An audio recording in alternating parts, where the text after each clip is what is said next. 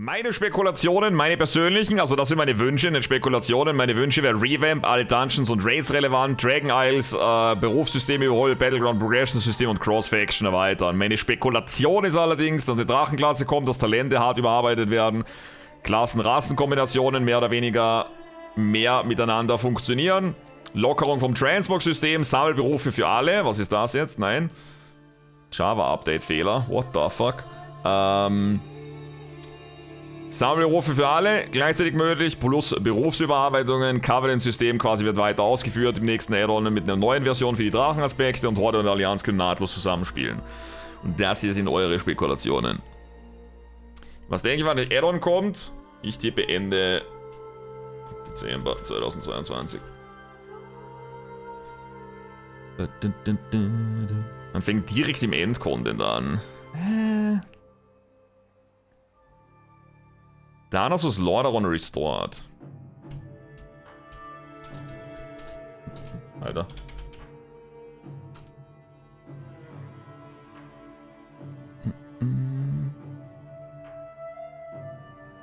Zehn Level draufkommen, ich tippe mal. Ich gehe mal von aus, bis 70 geht.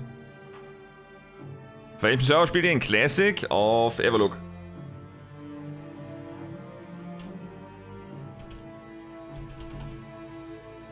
Levelcap bleibt bei 60 oder geht höher? Keine Ahnung, wir warten gerade auf die Ankündigung. Keiner weiß was.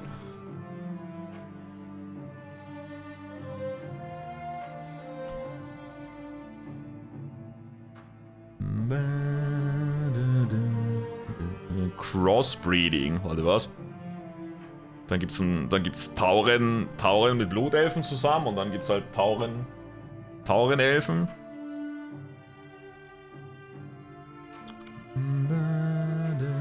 900 Leute im Stream. Wieso sind bei mir 900 Leute im Stream? Ich habe nicht mal angegeben, dass ich das heute anschaue halt. What the fuck? Kannst du doch mal die Liste offen lassen? Da ist die Liste bisher. Meine Spekulationen sind oben, Community-Spekulationen sind unten. Und Frags-Only-Spekulation ist Katka als Rabendrache. Was auch immer das bedeuten mag. Warlords of Draenor! Free, was geht?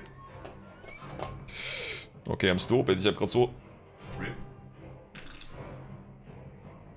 Das ging sich gerade neben mein Glas aus.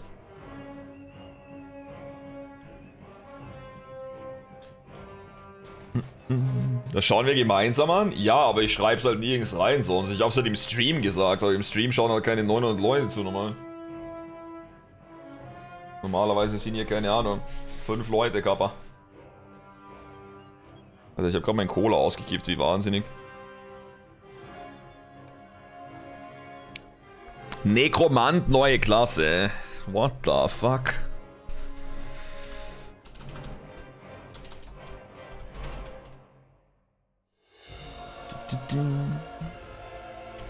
Alternative Klassenskins. Maybe. Katka ist höchstens Rabenvater für Azeroth. What the fuck? Du weißt doch, wie das funktioniert. Warum muss ich dir deinen Job erklären? Warte, was? Hardcore einfach 8 Monate Resub-Mann. Bestimmt verschwindet Anduin. Anduin bleibt in den Schattenland zurück. Das ist die erste Enthüllung unter Microsoft? Nein, Microsoft gehört Blizzard noch nicht. Der Deal ist frühestens 2023 durch, irgendwann im Sommer. Das Schwert in Silitus verschwindet. Das glaube ich nicht, persönlich, aber... Schwert von Silitus.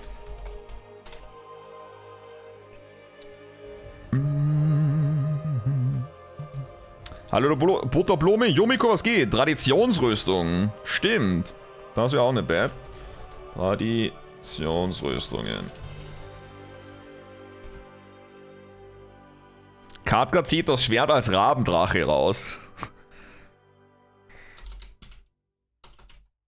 Katka zieht Sageras Schwert in der Form eines Rabendrachens aus Azeroth. Stell dir vor, wir liegen jetzt alle falsch und Frax ist der Einzige, der richtig liegt mit beiden Dingen. Hey, Mann. Einfach einzige Spekulation, was stimmt halt. Oh, da ging schon das erste durch. Ja, wobei, muss nicht sein. Kostenlose Testversion, der Screenshot ist einfach nur die Testversion der Drache aus dem Dungeon von Hochfelsen. Moment. Jo Mann, was geht?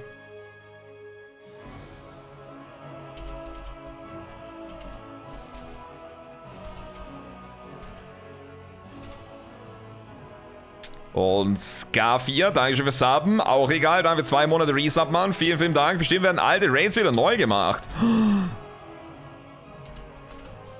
Time Walking Erweiterung. So, Bingo geht zu. Das sind die finalen Bingo-Sachen. Bingo geht auf die Seite. Ich lurke nur ja. Carina!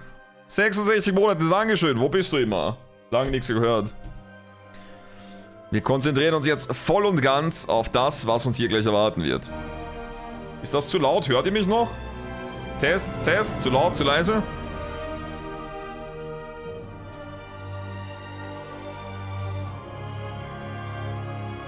Mein Bad ist ja genau heute fertig. Po. Ich hatte den Wasserstand am 19.01. Uff.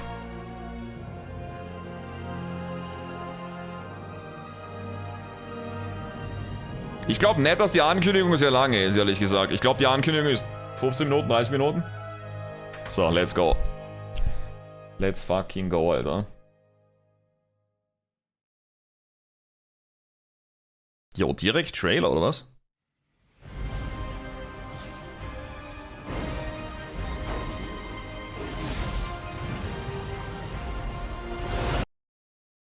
What the? Jetzt hab ich's gemutet. Oh, ich faile. Alter.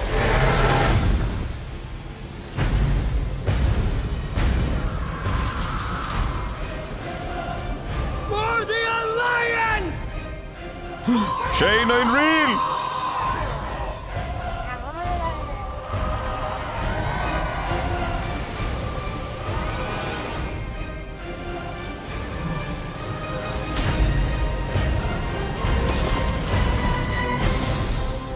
Oh boy. For Azeroth! Oh boy.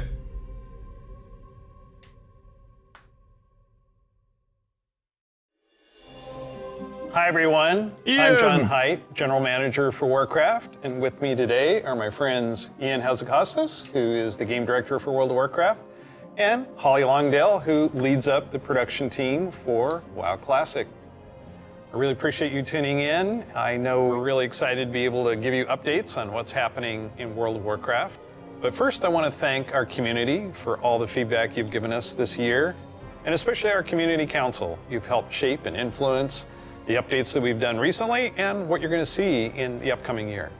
I mean, really, for Shadowlands in particular, the story of the last 9 months or so of this expansion is all about the community, and it's shaped by what we've been hearing from them, and us realizing as a team that we just collectively needed to do a better job of making sure the community felt heard, and so that led us to the changes we made in 9.15, but also really re-examining some of the assumptions and foundations of World of Warcraft about things like character investment and mains versus alts, or how catch-up should work, or the appropriate role of friction in our systems.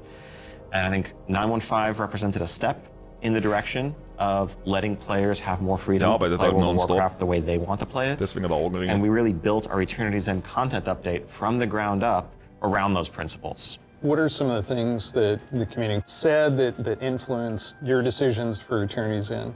Things like the method and pacing of acquisition of the Covenant Legendary item, tons of tuning, and I think every step of the way, we were listening to make sure that we were carrying forward those lessons learned in the course of 9.15 into Eternity's End and beyond. So WoW Classic came about because of the community. Yeah, they continue to help guide and support us as Classic evolves. World of Warcraft has always been about the world and the players that inhabit it, and we are in a lot of ways curators and caretakers of that experience. And so once this Classic community formed, and grew, we had to listen to them. It's this tide of listening to the community and paying attention to what is a good experience for our players now.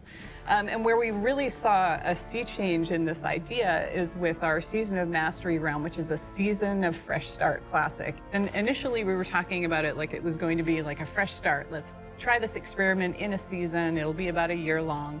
And then when the community found out about it, we started seeing this upswell. Yeah, the team just took that Season idea of Mastery war nicht so and ran meins with it irgendwie. and turned, what started out as a small community project into this Soul of Iron system that became a centerpiece of Season of Mastery and a whole new opt-in hardcore mode that we've seen communities built around. Yeah. Lots of, Hardcore-Ding ist aber nice. Ich wünsche mir echt, dass wir im normalen Ding halt Iron Man eingebaut kriegen oder sowas. And it continues, like Burning Crusade Classic. Ja, we wir wanted to LK-Building balance sind, the Paladin seals between Horde and Alliance, so we made an addition there. We wouldn't have gotten there without the community's input.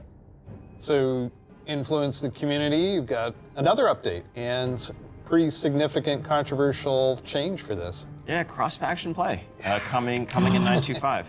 Which is on a public test realm now as a big centerpiece. Cross-faction. Yep. You're breaking with a 17-year tradition. Yeah, it's something. It was not an easily made decision by any means, and I think this is another one of those areas where really we try to take to heart community feedback and requests and ask ourselves as a team whether there's a way to accommodate such an earnestly held desire and still feel like we're being true to the roots of the game. I think players desire to play with their friends who might prefer Cross-Faction ist aber echt sicker Change für 925 they dann. more closely identify with. Da freue ich mich Even irgendwie genau though schon. their raid group is elsewhere. It's really Cross-Faction kommt schon mit important to me. 925, I play a ja. lot of alts, and I love absorbing the story for each race, and having that ability to Das play with wissen wir all of schon. my friends across factions is fantastic. Aber es ist At the nicht end of the komplett day, Cross-Faction, es ist nur the battle instanzierter cry is Content. for the Horde. It's not against the man. Alliance. It's not death to the Alliance. It's about pride in one's faction. And I think there's a way to preserve that, Also even alles strengthen that, instanzierte. while giving Arena, players the ability to ERBG, make the same choice Mythic we've Blow seen the Straits. greatest heroes make time and time again.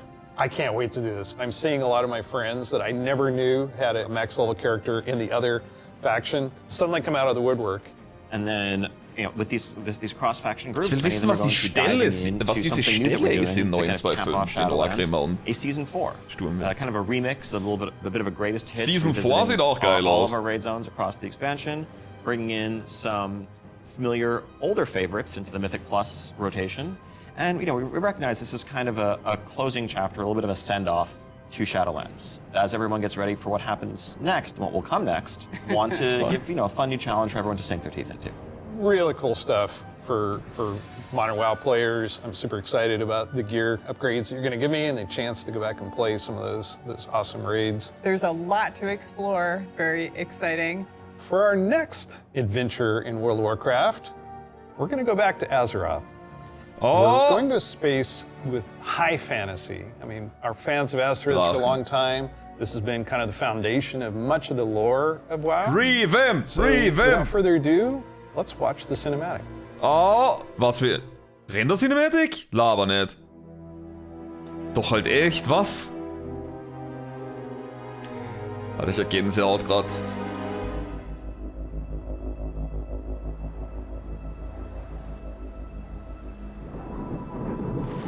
The world has been sundered. It cries out in pain. We must go to its aid.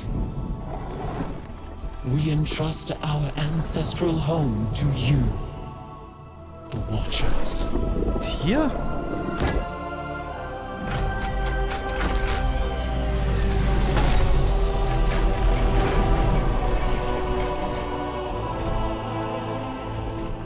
Alter, wie geil, Alter. Let the land slumber, hidden even from our own eyes. You will feel our return in the waking of the land. Then you must light the beacon of Tearhold, lest the path home be lost to us forever. Alter, wie geil. Wie geil, Alter.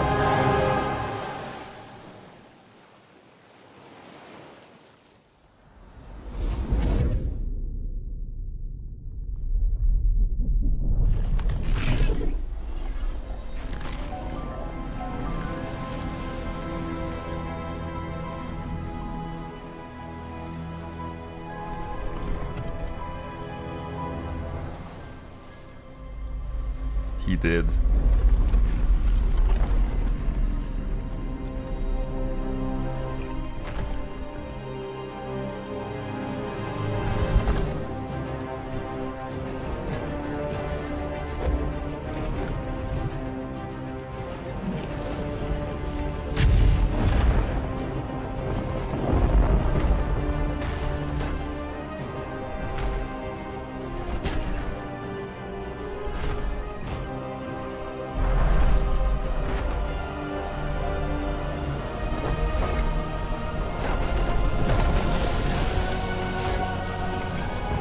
Herzschmiede? Nee.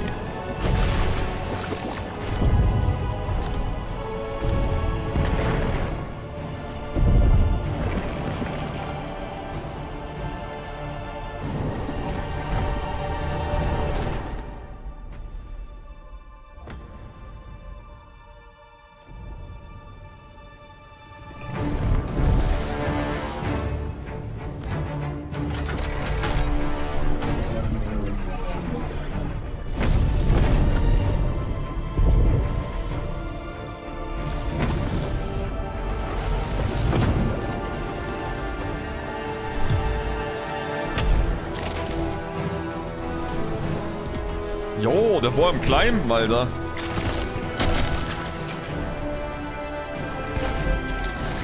Dem brechen gleich die Finger weg.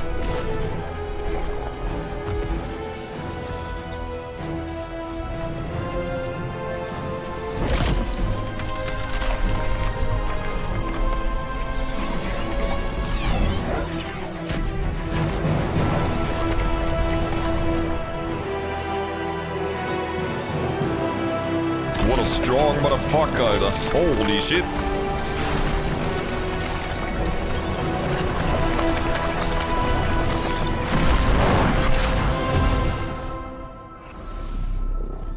Rip the boy.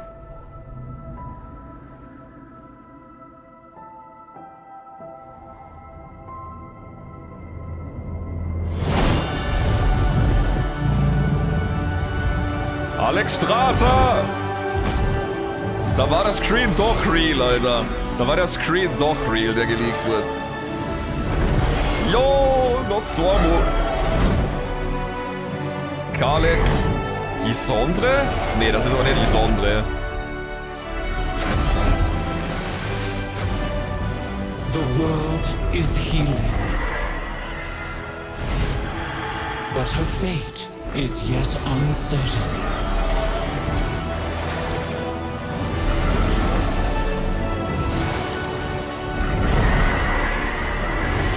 Together, we shall be Azeroth's protectors once again.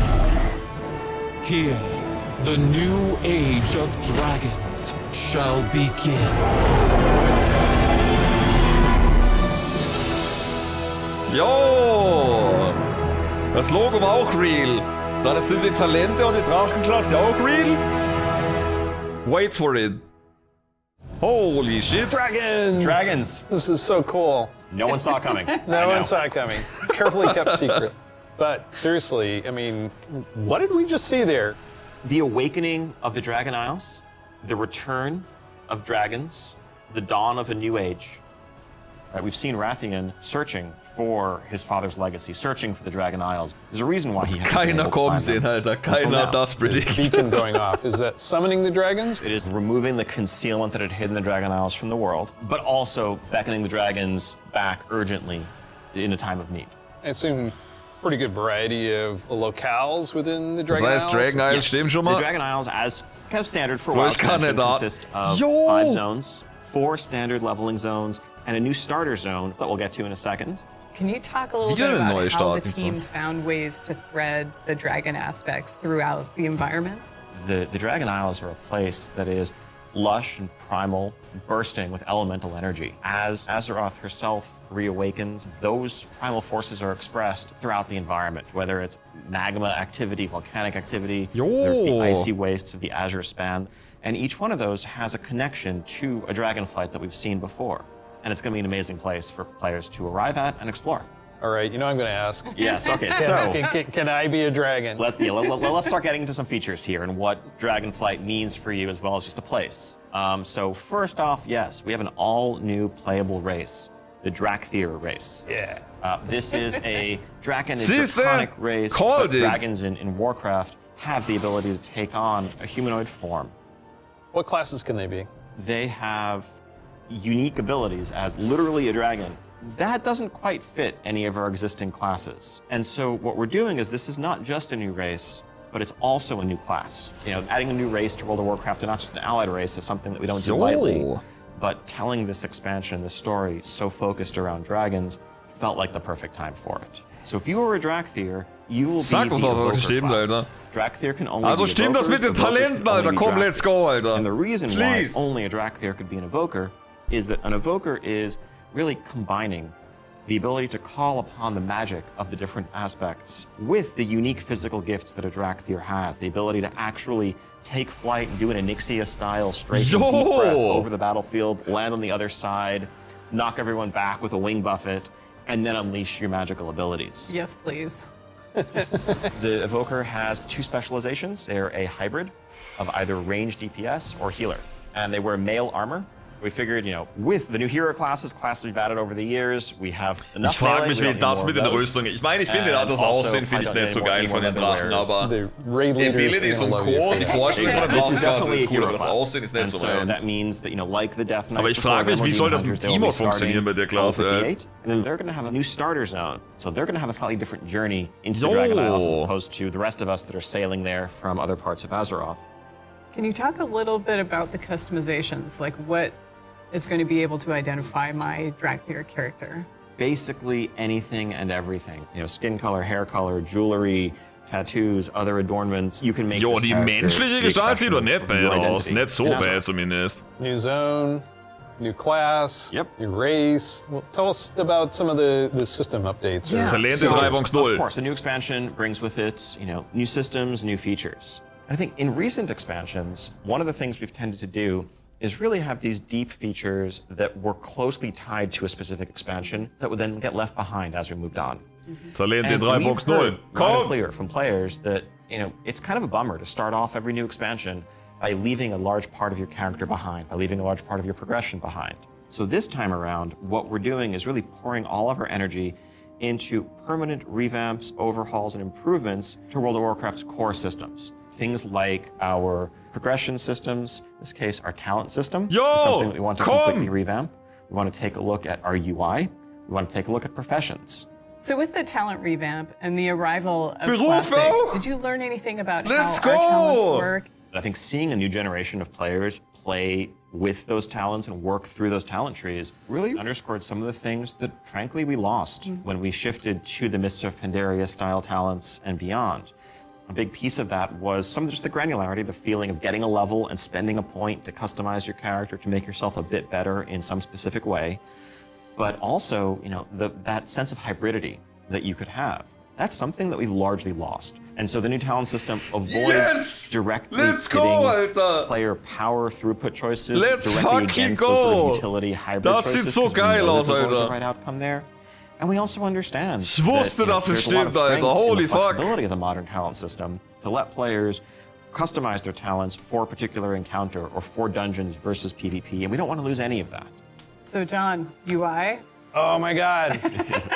Yes, I got this 30-inch monitor trying to keep track of where I am on the map, all my buffs, and oh, over here, what's going on in chat. It has literally made my eyes go like this. So, You're not alone in that. We've made a lot of incremental changes and additions over the years, but really this is a revamp, this is an overhaul. And so we're excited to really modernize the look and feel while staying true to the origins of World of Warcraft. Now, at the same time, we're not looking to take away the UI power user changes. customization there. Add-ons are still there if you want them, but we want a much better default out-of-the-box experience for all players, new and old alike. and can I reduce elements, remove elements, if I want to explore the world and see the beauty of Azeroth? When it comes to specific elements, as much as possible, we want to let players choose what to show and what to hide, so that they Okay, can also control it das themselves. ist ja You einfach mehr mentioned Interface-Optionen wie so wie Final I have a Fantasy und so critical question weiter. about this. Go on. Can I wear a chef's hat? Yeah, I knew it.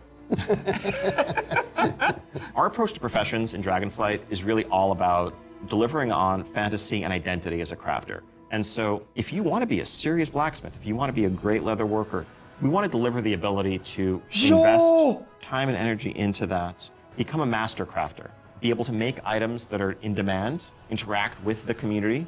One of the big pieces that we want to do to support that is a new work order system to have a bit more convenience than just spamming trade chat all day. But if you are someone, you're not yourself a blacksmith, but you have a bunch of mats and you want them forged into a great sword, you can put that work order up, list your mats, offer a commission, and a skilled blacksmith can come along and make you the weapon of your dreams. God damn, okay, Berufe sind sick.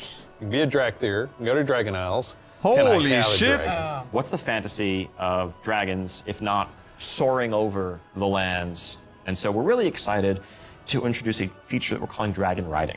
It's dynamic with everything from momentum to dive bombs, the ability to just sort of build that speed up and feel the world rushing past you in a way that should be much more exciting than traditional flight that we've made available in the past, but that's also available for players through a customizable dragon mount right from the start. So what the fuck? Okay, das this ist is a nicht bad, skill aber... you learn over time, right, to become an awesome dragon rider? Yes, you'll be able to sort of upgrade aspects of your flight, but you will have this new form of flight from the start. And the dragon companion that you have is, of course, very thoroughly customizable, which is a new thing for us from Jo, now. was ist die This Rüstung, is not just a What? generic Was dragon war die that everyone Rüstung has, grad? but a drake that is yours. What do you want its Wie so eine scales to look like, Gladiatorenrüstung, horns, Alter, the aus shape of its Rom, Alter. head, other attachments, armor pieces, and more. Take your pick. This is so cool.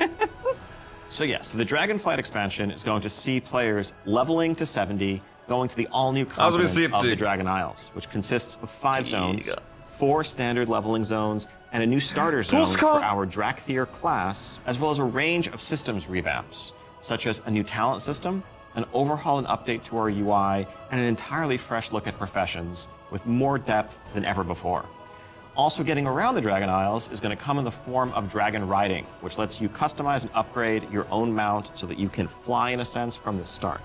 And of course, as with any new expansion, we have a new set of dungeons, a raid, and much more to come. We also have an alpha that will be starting up in the future. Check out our website for more information and keep an eye out for those opt-in signups if you want to help us test out Dragonflight and give us even more feedback to make it better. We do have a deep dive that follows this, so please stay around.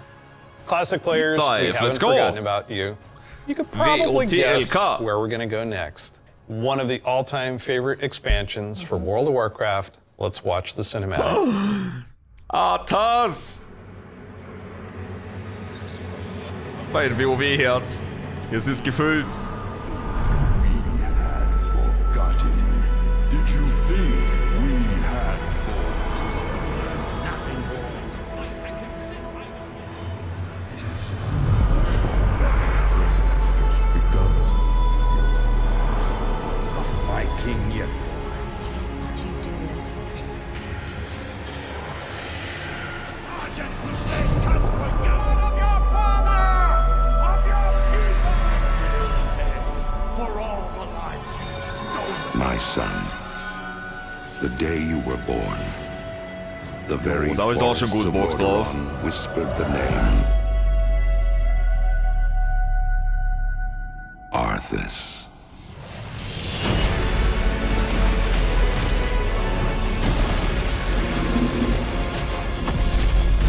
When my days have come to an end, you shall be king. Let's go. 2022 aber noch. November.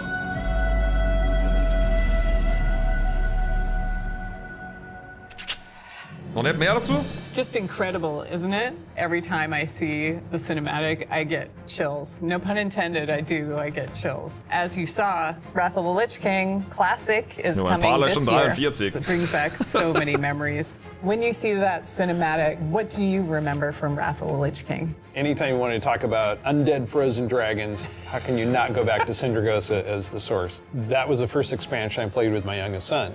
So I can remember on that platform, black goo and chunks of ice falling off and having to repeat that battle with the Lich King. But when we finally downed him, It was such an incredible moment. He jumped up out of his room and I jumped up out of my office. We're like, yeah, did it. So it's a very lasting tale for me.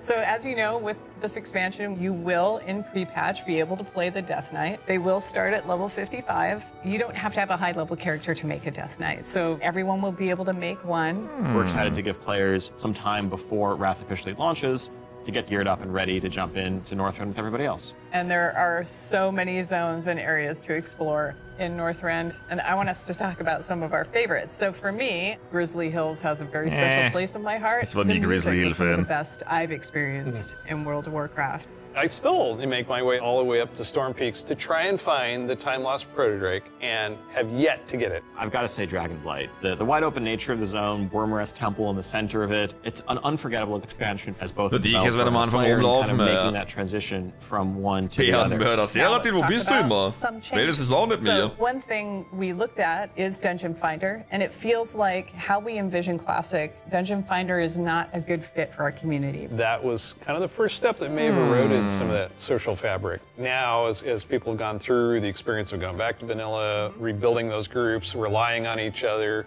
not wanting necessarily a random participant just to show up and then leave. Yep. Yeah, that makes total sense. But today, you can do that in Shadowlands. You'll be able to do that in Dragonflight. It's a self-selected group of people who specifically want that different experience. Yes. Let's make sure that's what we continue to give them. Kein That Gruppenbrowser leads in right Vertica. into arena teams in Burning Crusade Classic.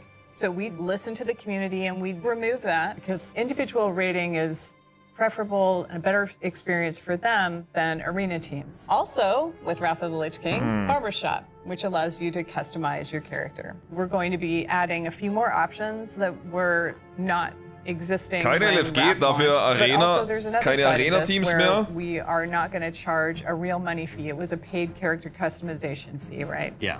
It seems the right thing to do that just be available in game for gold and we add more options to it, right? It's sort of like spell batching in a sense. There's a lot of technical advancements, and it's not about the philosophy of what makes classic classic and what brings people together. It's just what's the better experience, and let's not artificially restrict something that we can provide a better version of just for the sake of nostalgia. And we're happy to say this is one of those cases. So Wrath, the level cap's being increased to level 80, so we'll be introducing a level 70 boost so that players who want to get in with their friends or just 70er explore boost. Northrend right away will be able to do that. You can't apply it to a Death Knight, but you will be able to use it otherwise.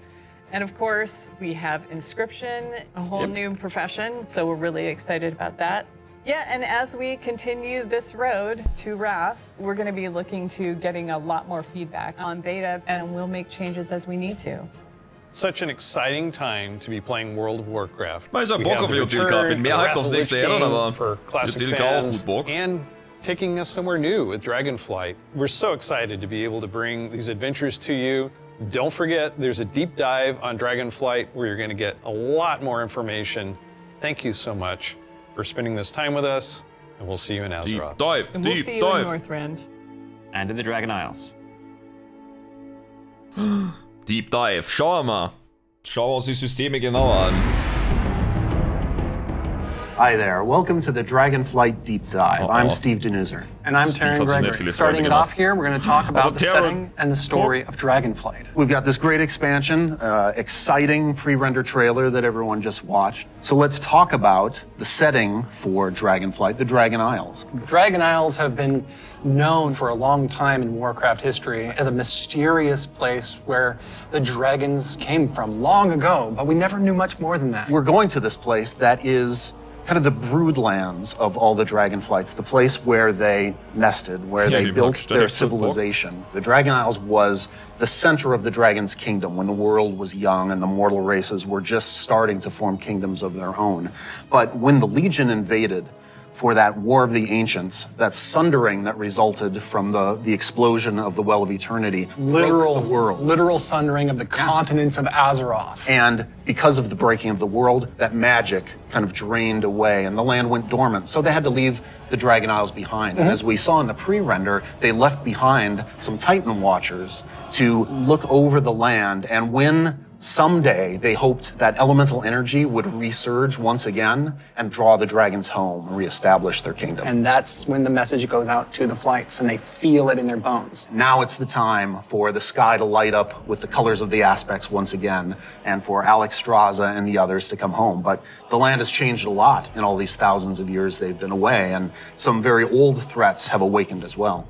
We're looking into the culture of dragons as they exist in Warcraft. Dragons, as we know them today, were very different in the early past, the early history of Azeroth. They were much more primitive, much more savage. What we now know as proto-dragons. And then some of the dragons were empowered to become the aspects. The green flight, red flight, blue flight, bronze flight, black flight, each with unique powers, each with the ability to protect the world in different ways. These pillars of draconic power appointed to defend Azeroth from threats within and without. Dragons used that power both for good, in the case of most of the aspects, but also for nefarious reasons in the case of the Black Dragonflight led by Neltharion, who would become Deathwing. And what we will find in Dragonflight is that some of these ancient divisions run deep. And so it begs the question, where do we go from here? If this is an opportunity to reclaim their legacy, to be the protectors, as the cinematic mentioned, that they once were. To do that, they're going to need the help of our heroes, our players, to come to the Dragon Isles with them and face some of these reawakening challenges, because it's not just that this land is peacefully waiting for the dragons to return and reclaim it. There's those old enemies that have awakened as well. Yeah. One of those being a race of kind of elemental half-giants, the Jarradin. The Dragon Isles isn't just populated by dragons or just by the Jarradin. There's also many other occupants here in the Dragon Isles that have been here either just recently or for a while, including a fan favorite coming back, the Tuskar. That's going to be awesome. We've got other cultures there as well in the Dragon Isles. We're going to find out about a civilization of centaurs that predates the ones that arose on Kalimdor much later. And some of our favorite characters that we've seen over the last few expansions, such as Rathian. And whether he's ready to step up into a leadership role, or if there are other alternatives out there that would be better suited to the job of being the aspect of the Black Dragonflight. I think one thing the players are going to be really excited about this expansion is the new playable race, the Drakthir. That's right. And this is something that Neltharion, before he was Deathwing, before he went full crazy world dragon, that he put into motion? Neltharion saw those primalists that were kind of breaking away from the aspects and what they wanted. And so, in those first experiments, he took the essence of dragons, their strength, their nobility, their wisdom, and he combined it with that scrappiness, that adaptability that the mortal races had. And he wanted to use that to create the ideal soldier in his mind, the Drakthir. Exploration is really one of the key themes of this expansion. We're going to be going to this ancient place that the dragons left behind long ago. So we've made these huge zones with all kinds of places to delve into and find little treasures and little secrets tucked away. It's going to be a lot of fun for players to be exploring these landscapes. And there's so much architectural history and how clearly aspirational was the kingdom of the dragons and how it lost so much. And the themes of trying to return to that, to try to find your legacy, to try to figure out who you were before everything went awry. But there's questions, thematic questions of what does it mean to be true to your legacy? Are we going to repeat the mistakes of the past? The dragons have had to learn those lessons just like the mortal kingdoms have had to. And I think that's one of the reasons why the dragons see this now as the time that they have to return and they have to step up once again as protectors of Azeroth. We're helping the dragons because the dragons have helped us in the past too. So by using the Explorers League and the Reliquary together, that allows us to delve into some of that history. And when I look upon the Dragon Isles in all of its visual splendor, I get so excited for the prospect of a truly Azerothian adventure alongside Kalikos, along with Rathian, Ebonhorn, with Ysera's daughter Marithra, as each one of them is trying to find their own flight. My boy. I am taken by the exploration and the potential for adventure and just new horizons within this world. There's going to be old stories from that time past, that history that only the dragons knew for the longest time. We're going to be able to explore that. It really feels like just a breath of fresh air. So now we're going Alex to turn 60 things over to geworden some jetzt, of ja. our colleagues who will take you on that deep dive into the locations and the features of Dragonflight. Hello, I'm Stephanie. I'm Josh. I'm Jackie. And I'm Gary. And we're part of the teams that are building the first 2 zones that you'll encounter in the Dragon Isles, the Waking Shore and the Onaran Plains. The very first zone in Dragonflight you're going to come to is the Waking Shores. It's wild, untamed land. It's waking up around you too, and the elements are just going crazy. The art team again has hit it out of the park. You'll see like a lava mountain flowing in through the beach, giant proto-dragons swooping down, gobbling up members of your expedition. We have such rife opportunities to show elementals rising up because of the crazy magic that's flying around. The one of the things I love is just how you get to the Dragon Isles, right? So you're gonna get on your boat in Stormwind or Orgrimmar, and the first thing you do is sail between like the dragon ruin architectures. The boats come right alongside each other. You can jump from one boat to the other and just start causing havoc on the other faction's boat. For those who love PvP, this is a great opportunity for war mode. It's free for all out there. It's gonna be great. But it's okay. There's an innkeeper on the beach, so that if you're in that situation and you don't want to be in war mode anymore, you can just hop out right there. The Reliquary and the Explorers League are working together. The Horde and Alliance are sending an expedition together. It's not the military, it's not the soldiers. This is the scientists, the settlers, exploring this new land. So it's a lot more optimistic tone. One of my favorite things about the Waking Shores is the Red Dragonflight, led by Queen Alexstrasza, the Lifebinder. They have the mandate of nurturing and protecting all life, which means Horde and Alliance, Gorloks, trolls, everybody. So they take that duty seriously. When the Horde and the Alliance come to the Waking Shores, they want to be there to help guide the people through the new land and welcome them. But they're not the only one in the Waking Shores. We have the ancestral home of the Black Dragonflight there too, which has fallen on tough times since Deathwing's descent. And so Rathian's coming over to the Isles with us, and he's gonna try and come to terms with the state of the Dragonflight, which is a few loyal Draconids and Dragon Spawn trying to hold their ground. What can the future of the Dragonflight be if it's just Rathian?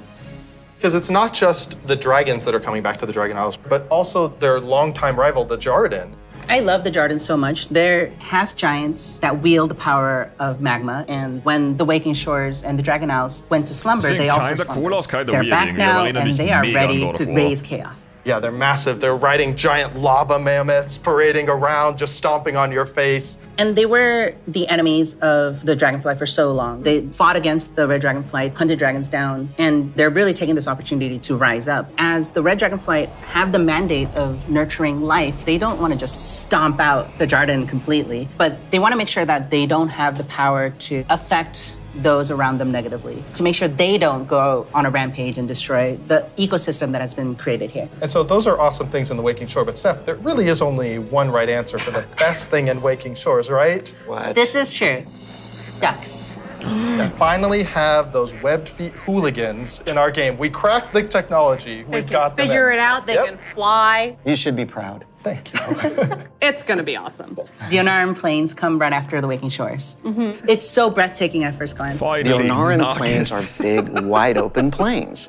And the player is going to be constricted a little bit, and then you see this big contrast of a zone. We don't always get that opportunity, that cinematic moment where the player can have a framed view and they see this area. Come out and you got that postcard shot of the that. plains. And then you see this giant fire proto-dragon breathing fire, and a herd of centaur like harpoon down the proto-dragon and crash into the ground. And the first thing you get to do is go help them kill the proto-dragon. Like, how cool is that? Who is Onara? Onara is the wild god of the wind. And she's appeared before as like this big spirit eagle. She's the one who guided the centaur to the Dragon Isles many, many years ago. She blessed them, took their caravan across, and then showed them the plains. How fun at the beginning of this expansion was exploring the culture of the centaur. The centaur are these mighty, awesome hunters that, back when they first came to the Dragon Isles, they fought the green dragons all day long. Eventually they realized that we're strong, you're strong, maybe we should stop decimating each other's people. We'll make peace, we'll make an agreement. You guys hang out in the groves and the centaur will hang out in the plains. But now, the dragons have been gone for 10,000 years. And the centaur have come so far since then And they've been here, and they've been existing and developing their culture. They all came over as one clan led by the mighty Maruk and Tira, and they founded a new life here.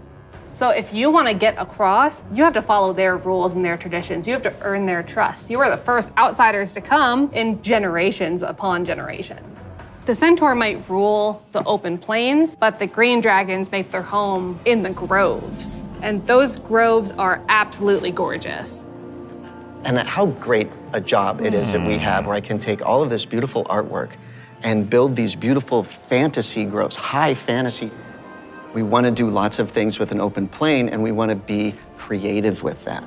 But we're restraining ourselves by letting the zone sing, letting the horizon tell the story. We certainly couldn't have done that in the vanilla WoW. No, definitely not. The zones are so big and you can see so far, especially in Onaran Plains. So we talked to the engineers and we actually increased that distance. It spurs you on to want to adventure and look through the zone and explore everything. The interesting thing for me is we have all these conflicts with the Dragonflights. There's missing dragons, there's battles, there's so much crazy stuff happening, but that's not really all we're doing. There's so much extra fun activities for people to do. And the greatest thing is that you need to figure out exactly what's going on and help solve all the problems that are just sprouting up everywhere. We're just really excited to tell a story that's grounded in Azeroth and exploration. There's so much more to talk about. But now we're gonna have some folks talking about the next 2 zones that players are gonna experience in the Dragon Isles.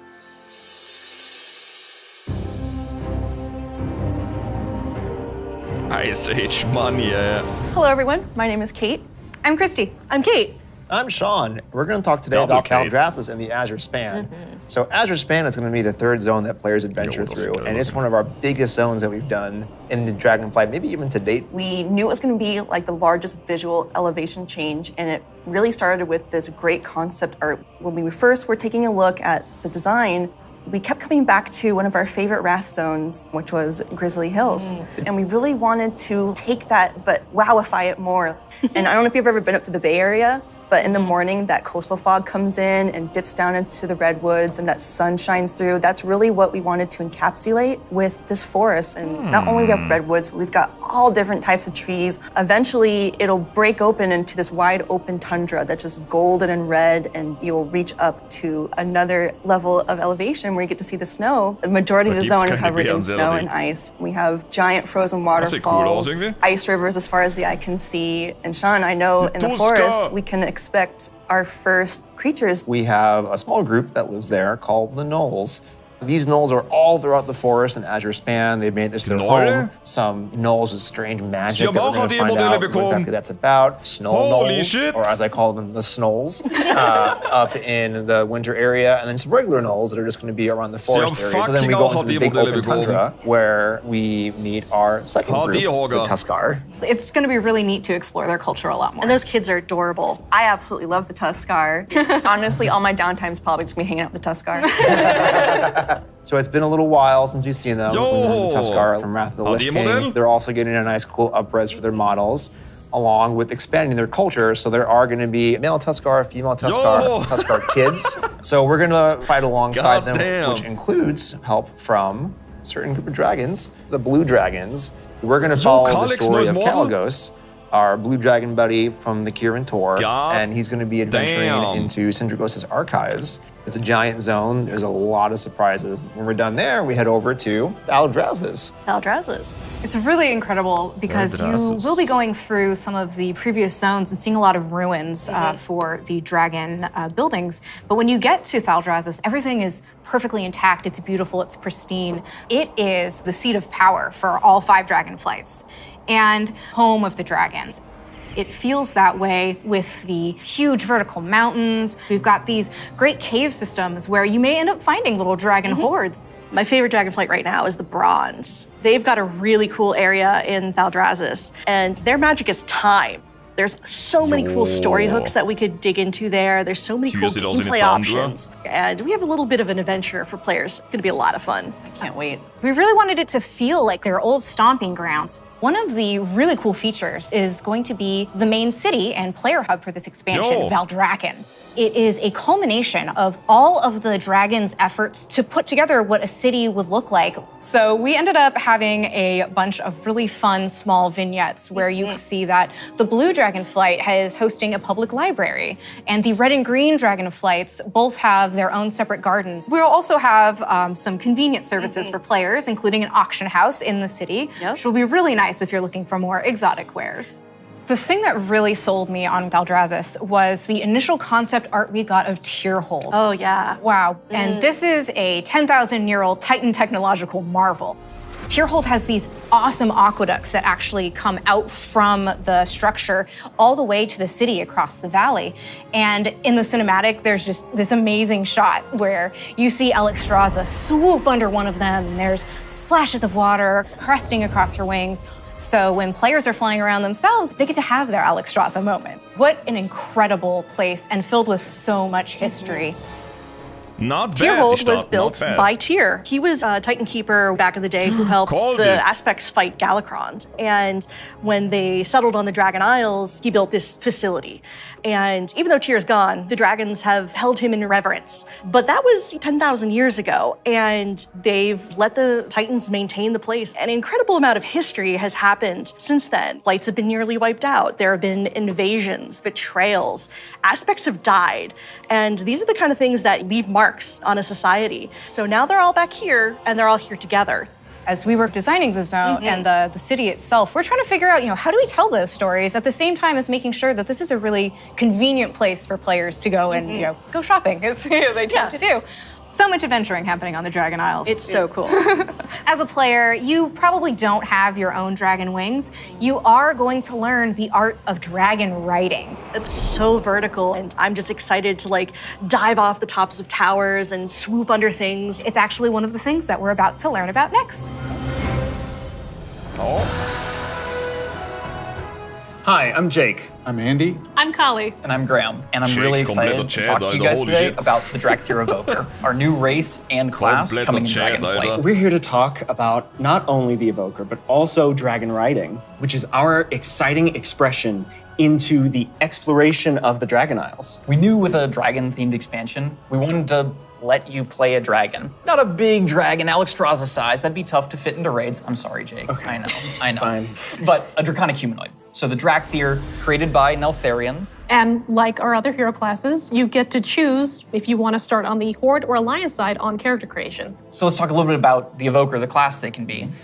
What's unique about it is because the Drakthir are created by an aspect, they have the ability to wield the magic of all 5 Dragonflights. So Evokers can take advantage of red magic and blue magic and bronze magic. And to show that, we created a visual, what we call a prismatic effect. This prismatic effect is basically the coalescence of all their energy as they channel it into whatever spell that they're going to cast. You have a red magic spell called Pyre. So when you shoot it out of your mouth, it twirls in the air with all 5 of the Dragonflight's magic as it turns into the red spell before landing on your enemies and exploding and hopefully burning them. I'll take that. That's battle.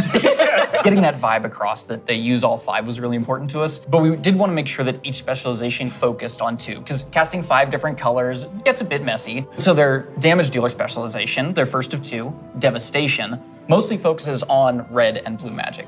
Red being very fast and explosive, burning everything with Pyre, whereas blue is more focused and overwhelming. You can shoot a beam of energy out of your mouth to disintegrate one single enemy in front of you. There's a healer spec called Preservation. The healer spec is going to focus mostly on your green and your bronze magic. So your green is going to be evocative of the Emerald Dream, your growth and your nurturing spells. And then you have your bronze magic, which is going to be more timey-wimey. So you get to heal a wound faster. So in addition to the visuals and the animation, which all make you feel very powerful, we really wanted the player to have a physical connection to the cast. We have a new type of spell called Empower, where when you actually hold down the button on your keyboard, it charges up the spell. The longer you charge it up, it might do more damage or hit more targets depending on the spell, but it gives you this really physical connection and control that's new for World of Warcraft, and I think is feeling really, really good. We have some great animations. Thank you, Andy, your team. You love it, Andy. You feel physical when you're casting your spells. You can actually fly around the battlefield and cast while you're flying. Raining fire and death from above. It's great. In addition to the gameplay, though, another part of feeling draconic is looking like a dragon. Well, we talk about dragons breathing fire, but you know what's actually fire? What's actually These fire? customizations. Oh my goodness. But no, they're really, really They're cool. awesome. Because you have both your draconic form and your humanoid form. And the customization options for both of them are amazing. They're very good. What about color? Just tell me you tell can us about change the the color. You can do a lot of matching. So your visage form can have scales that are the same color as your Drakthir form. But my favorite, super favorite part of customization for the visage form, hair. Yeah. Because I can actually do this in game. Yeah. The tech is here. We finally did it. As players make their way Guys, through okay? each of the areas of the Dragon Isles, they'll partner up with the Dragonflights to move through the air as they've never done before. You'll notice I did not say flying, because flight has a very specific meaning for World of Warcraft. Yeah, it does. And we're talking about something new called dragon riding. And as the players are honing their dragon riding skills, they're going to get to see all new animations that go along with the different look and feel of the drakes. We're aiming to shake up movement with this new system, providing players with a deeper immersion with forces like momentum and gravity. We knew that for Dragonflight, we were going to have the opportunity to show players a whole new set of Dragon Isle drakes, completely unique from all the other things they've Das seen mit in den World of Fliegen Warcraft. And so we wanted to come up with a movement system that would add that sense of physics, weight, and gravity, like you were mentioning. We knew it was going to take a huge team effort, not just animation, but it was going to take effects. It was going to take the engineering team, who we rely on heavily, and that combined with some new animations really helps to lend that feeling of physics as you move through the air in ways that you haven't before. And the icing on the cake is going to be some really cool effects that we've added on top of all of that. So for example, when you start hitting, maximum velocity, you're going to see contrails coming off the edges of the wings. And then as you do your rolls and spirals, you build up more and more speed. There's going to be some screen effects on the display to indicate that you're reaching maximum velocity, which really adds to the overall kind of immersion and sense of reality. As players make their way through the Dragon Isles, they'll discover new cosmetic options to fine-tune their Dragon Isle Drake's appearances. Things like snoots, horns, tails, elusive Dragon Isle Drake armor, and more. Can I have spikes? Definitely. Okay. We want to provide players with all new skills to play with, as those who can use their momentum well can reach higher and higher heights, and bring on new, more difficult challenges. We just have so many new, gorgeous options to choose from, and I'm just so excited for all of them. I'm excited for the whole thing. I mean, it's been a lot of fun to work on, but I can't wait to actually get into game, play it with you guys. I can't wait to fly around Dragon Isles. It's gonna be great. Next up, you're going to hear about the talent revamp and the UI changes coming in Dragonflight. Talente. Hello, my name is Brian. I'm Crash. I'm Jay. And I'm Laura. We are very excited to share some final revamping the WoW HUD UI. And it is also time for a major revamp to talents and specializations. I have a big question for the group. How long do you think it took for us to finally revamp the WoW HUD? My guess is like 15 years. Close, 18 years. 18 years. 18 years. Wow. You know, technology has changed a lot since we made the UI back in 2004. Now you have like bigger monitors, and us, we have better dev tools to work with. So it makes sense to have the revamp right now. Also, if you look at the game today, the art evolved beautifully over the years. And if you look at the HUD looks like it got frozen in time. So when we approached this, we wanted to create a layout experience that players could customize, move things around, adjust it to fit their needs. Add-ons today, they do a lot for player customization. The downside is that not everybody uses them. It's about time that everybody has the opportunity to use them, that they become a part of the base UI. Yeah, and we are working very closely with our user research team to make sure we are hitting the goals that our player needs. It allowed us to add new functionality to improve accessibility in a lot of areas. And on top of that, we are going to be improving the art. Yeah, so the art update, it's a big part of this project. The UI that we have today has a lot of charm and personality, and players have been using that for 18 years. So with that in mind, we want to respect the players who really like the current UI, but do a modern take to it, removing the clutter and giving more visibility for your gameplay. So the new minimap, it looks bigger, and the health bar is also much bigger. If you look at the action bars and the bottom menus, they have less health frames, and you can really open up your gameplay, so you don't have a lot of your UI in front of you. And of course, we want to find iconic pieces from the current HUD, but we want to bring it back in a nice way. So we for sure updating the Griffins. They look so nice now. And the Horde, don't worry, we got you. You're gonna have your version as well. So let's talk about the editing. We are putting a mode in that will let players move various HUD elements around on the screen. So I'm able to move the mini-map, say, from the right corner all the way over to the left corner. Or if I want to bring my action bars from the bottom and kind of put them more in the center by my character, those are all things that I'll be able to do. Absolutely. And each of those different components will have various sets of options that you'll be able to work with. They'll be able to save it, edit it, copy it, name it. Also, it'll remember which spec you're in. So if you're someone who jumps around a lot, as you switch, it will switch to whatever HUD layout you have for that spec. This is an ongoing project. We're going to keep working on it. So we really want to hear back from you. A project that we're all excited about that we've been collaborating a lot on is something that's pretty UI intensive, and that's the talent system. It hadn't changed in a long time, like you said before, and we really started with how can we have players have more choice over what their character has? As you level up, we give you a new spell or a new ability, something that kind of makes you stronger, but it's determined by the designers. We decide the order. Yeah, we started looking for a system that would give players a much wider set of options. And after looking at all those things, what we really returned back to was the idea of trees. But it's actually two trees. We have a class tree that offer different class utility, and then we have a spec tree that is focused on performing your role, whether that's damage, tank, or healing. Can I just jump in and say that I personally am super excited about having trees come back. There's a big nostalgia hit for me. As we said, we have these two trees because we feel like picking a specialization is a really important part of your World of Warcraft character now. And so we want to make sure that when you choose that, it kind of affects the tree in some way. Yeah, as soon as you open your talent tree, you'll see something new.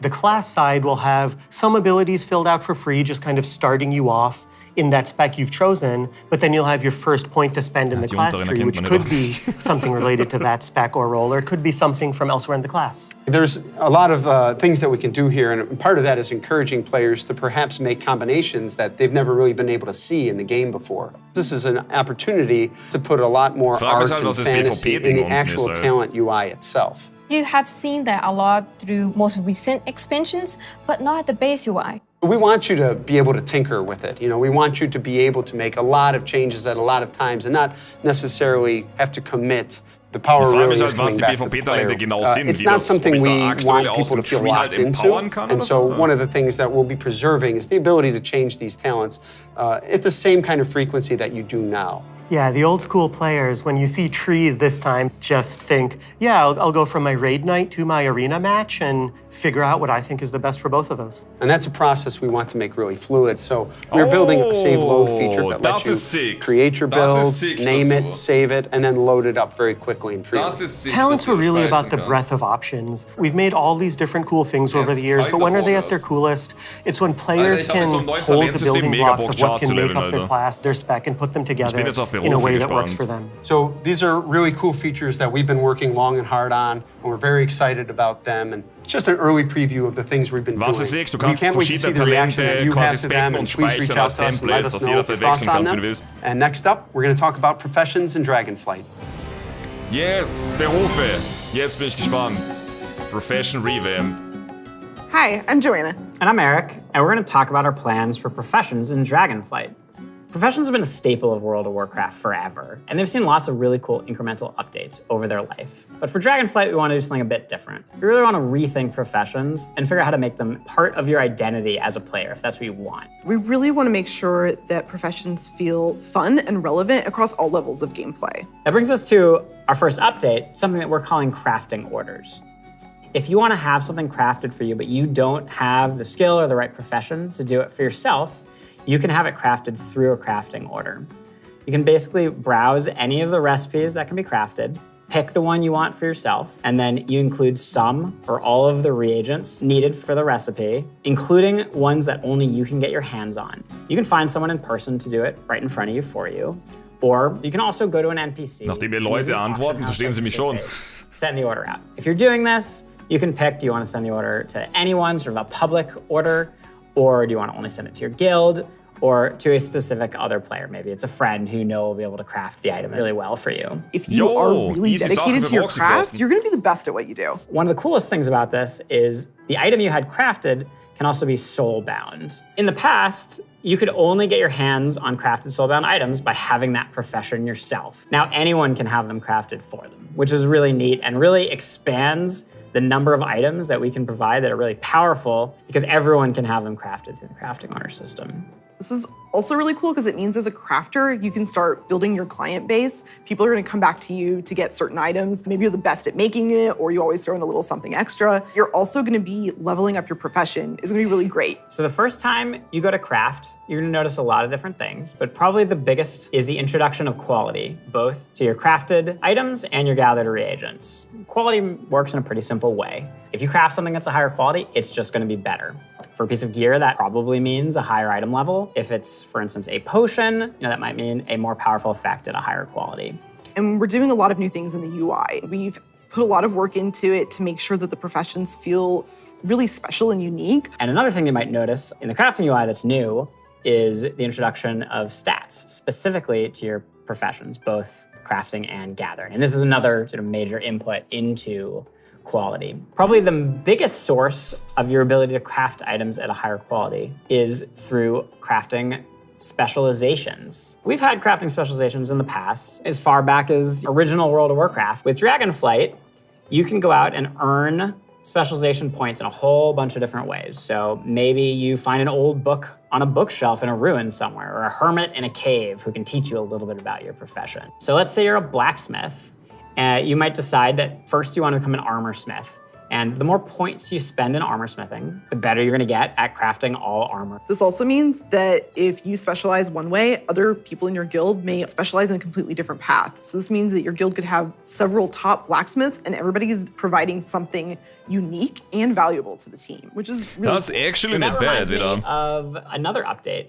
We're actually adding crafting tables to all the different crafting professions. We're gonna take those and we're gonna put them all in the main city of Valdrakken. And you're gonna go in there and you're gonna get to see all the different players crafting their items at their cool crafting tables. Yeah, it means you're gonna walk into the city and you're gonna see like all these alchemists huddled over here, and you're gonna see all these blacksmiths over by the forge. There will be other players filling orders or grabbing orders. It's gonna be a whole new crafting. Da wirst du einfach Proxy den ganzen Tag sehen dann dort.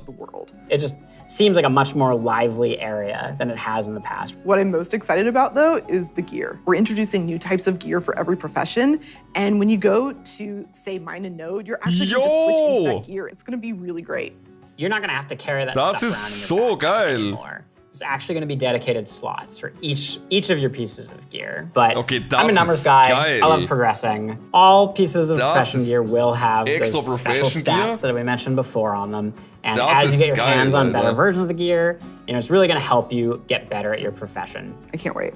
Thank you for tuning in to the Dragonflight Deep Dive. You've heard a lot about the content and changes coming in Dragonflight, and we've got a lot more in store for you in the coming months. Until then, we'll see you in Azeroth. Das war's. Ich werde so mit das Kollektor sterben. Dauert noch 15 Minuten. Ne, es war eine Stunde Vorstellung. Not bad, Alter. Not too shabby.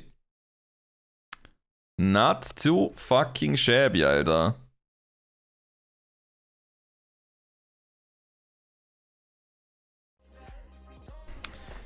Das ist not bad. Geil, wo vorbestellt? Ja, wo ist Vorbestellung jetzt? Man darf sich in Beta anmelden. Als ob die uns nichts verkaufen wollen jetzt. Als ob sie uns nichts verkaufen wollen jetzt. Ist schon was im Shop? Nee, ne?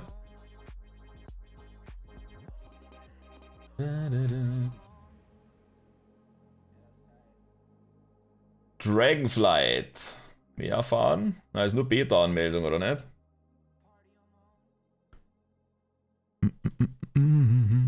Glaube ich, nur Beta-Anmeldung momentan. Genau, wenn ihr euch die Beta anmelden möchtet, könnt ihr einfach Ausrufezeichen Dragonflight eingeben.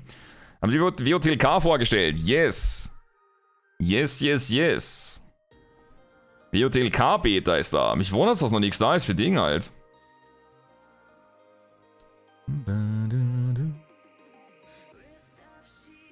Das kannst du einfach unten runterklappen.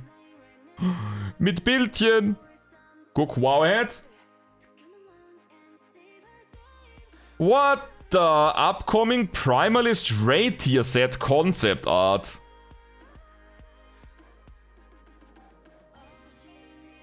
What the actual fuck?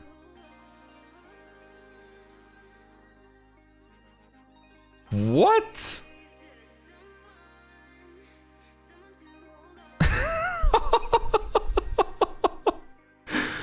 Holy shit, wie geil ist das denn? Das ist safe Paladin hier in der Mitte. Das ist 100% Paladin. God damn, Alter. Ist das Hunter? Schamane? Ich glaube, das ist Hunter. Das sieht mehr nach Schamane aus.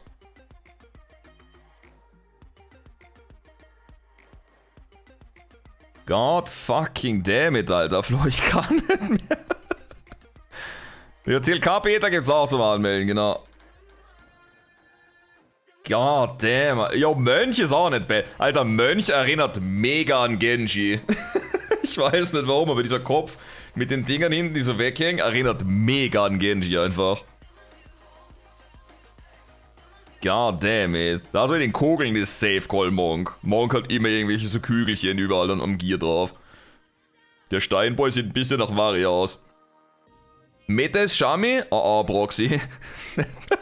Er ist schon wieder mad. Das sieht halt nicht bad aus. Könnte aber auch Pally sein in der Mitte, ehrlich gesagt. I don't know. Können beides sein. Jo, da links ist 100% Schurke. Das ist 100% Schurke links. Das ist 100% Schurke. Box ist immer Tilt, egal was als Timo kommt. God damn. Das ist sicher Druid. Logischerweise mit den Klauen überall mit dem Stoff. God damn, Alter. God fucking damn it. Es sieht so aus, als würde jedes Set aus einer eigenen Zone kommen, mehr oder weniger, weil die passen ja alle zu den eigenen Zonen halt dazu. Steht dabei, was ist? Nee. Nee, steht nichts dabei, oder nicht? Nee, steht nichts dabei.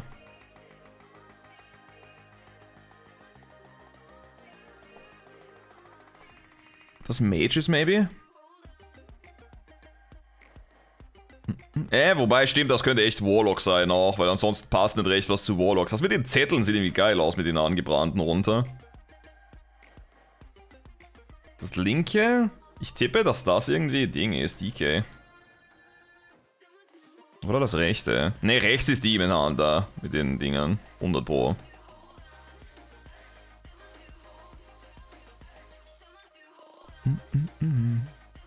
Ich höre aber wählen nicht mehr.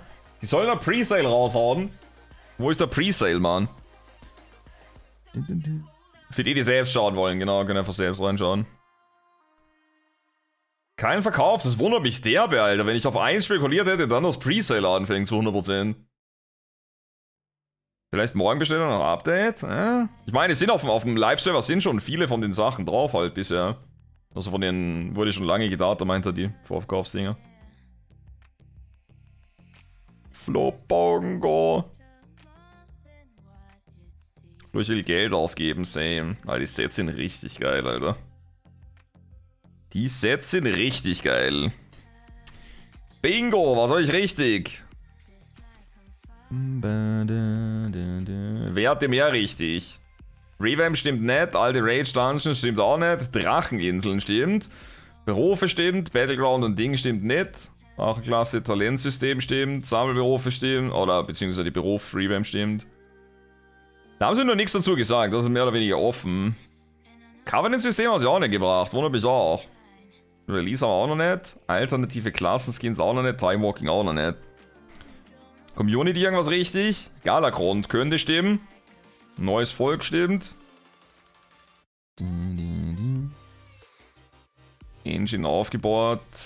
Demon an der BVP, bla bla bla. Beruf auch nix. Chromatus könnte auch sein. Ich meine, es fehlt ja noch viel Kleinkram, das wissen wir halt immer, da kommen ja noch so viel mehr dazu dann. Wenn es Beta und Alpha ist. 1, 2, 3. 3. Frax hat die Safe, ja, Frax hat die Safe recht. Jetzt sag nochmal Gladiset auf dem Drachen, warte was? Der sind die Sets noch mehr. Kannst dich sonst einfach vor dem Link von Carina durchschauen. Schauen wir nochmal hier rein. Was haben wir hier? Ich frage mich immer noch, wie die ordentlich Gear anziehen, diese Drachen, also diese Drachenrasse. Wie ist der normales Gear halt? Oder siehst du auf dem Drachen selber wahrscheinlich das Gear eh nicht, sondern nur auf der menschlichen Form wahrscheinlich. Weil wie will der irgendwas anziehen halt? Wie will der irgendwas anziehen sonst?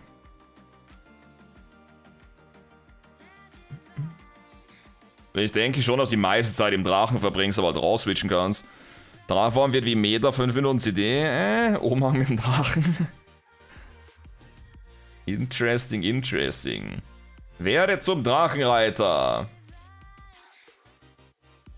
Ja, die Drachenmounts feiere ich jetzt nicht so, aber kommt drauf an, wie man die customisieren kann, weil das ja einfach nur basic. Mit den Customisierungen, mit den Hörnern und mit dem Megakiefer und so weiter, sah schon cool aus irgendwie. Der sieht mehr aus wie so ein normaler Dino einfach.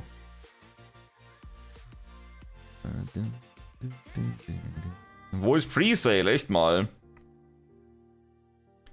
Wo ist der fucking Presale gerade?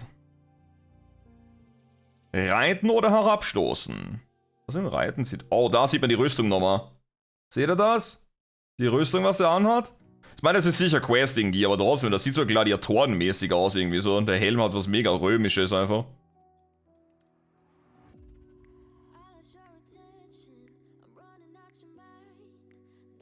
Der Helm hat was mega basic, es sieht mega basic aus, aber irgendwie was Römisches halt.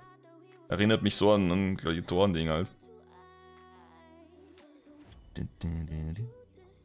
Neues Talentsystem. Kann man nicht mehr reinzoomen? Will er nicht. 150 Maximum. Erkennen wir irgendwas an Dingen, was wir noch nicht kennen? Okay, das sind dann die Base-Talente sind hier drinnen, je nachdem wie man skillt hier, oder was? Ja, wir haben hier drüben die Eulenform zum Beispiel, dass du die Eulenform skillen kannst. Oder Eulen-Affinity wahrscheinlich, Bären-Affinity. Was haben wir noch? Cyclone, Ursol's Vortex, Heart of the Wild. Oder ist das hart? Oder ist das irgendwie Empowered hart dann? Ja, das ist halt irgendwie... Das ist halt irgendwie mega, ne? Ja, Convoke ist hier drin, stimmt.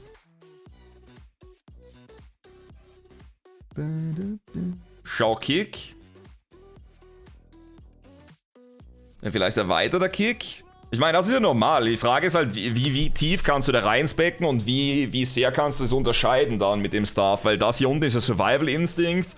Das hier wird zerfleddern für Stun. Also wenn du zum Beispiel Racer Droid spielst, für den alternativen Stun oder so. Da ist eine Neuerung, dass der schaut zum Sprinten und so weiter. Rasche Heilung, wahrscheinlich Improved Bark Skin. Racer Droid mit Mesh. Erinnert ein bisschen an WOTLK dann, ja. Keiner, mit den Keks und so weiter. Oder Katapala, Holypala mit Rebuke. Gelassenheit ist nicht drinnen. Wir haben Iron Bark. Wir haben Scenarian Word. Wir haben Dispel.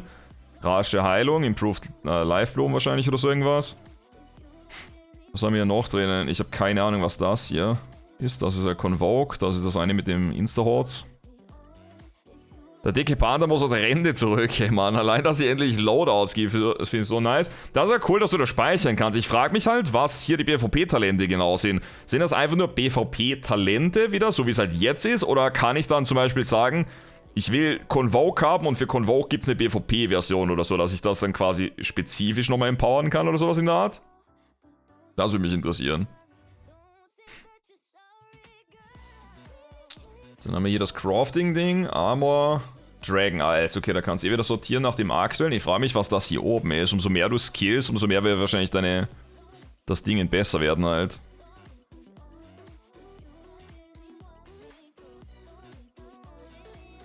Primal. Oh, wieder Primal-Ding aus den Dungeons so cool. Das wäre nicht bad, ehrlich gesagt. Wenn man wieder Anreiz hat, die Dungeons zu laufen, um die Dinger zu farmen und so weiter. Ich denke, Presale am 25 läuft Shadowlands aus. Hast die Qualität, was GS und so weiter beeinflusst, okay? Inspiration, Resourcefulness, Crafting Skill, Difficulty. Dass er noch fehlschlagen kann quasi, wenn es zu hoch ist und du quasi zu niedrig, oder kommt dann einfach nur ein mega neues Item raus dabei. I don't know, das Crafting-System feiere ich. Das war echt eins der Main-Dinger, was ich mir gewünscht hatte, dass Crafting wieder mehr Relevanz hat in dem Sinne.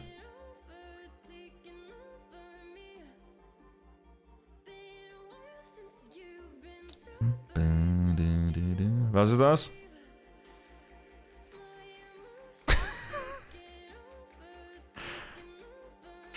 Damn, Alter.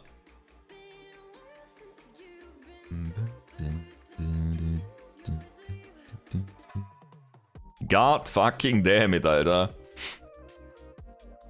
Die sehen nicht so bad aus. Meine sind mir persönlich zu basic. Ich habe gestern bei Lama schon gesagt, bei Final Fantasy ja gefühlt auch alles einfach nur Hörner oder irgendwelche anderen Ohren oder so.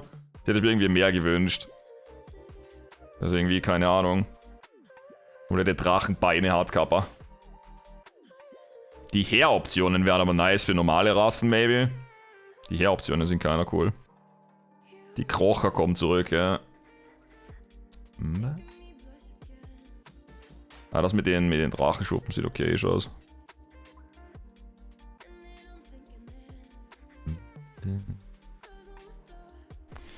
Ganz geil, du. Ganz geil. Denke mal, Drachen wird halt wieder nur vom Blutelfen geused werden. Ja, wahrscheinlich halt die normalen Menschenformen, die sie da haben halt.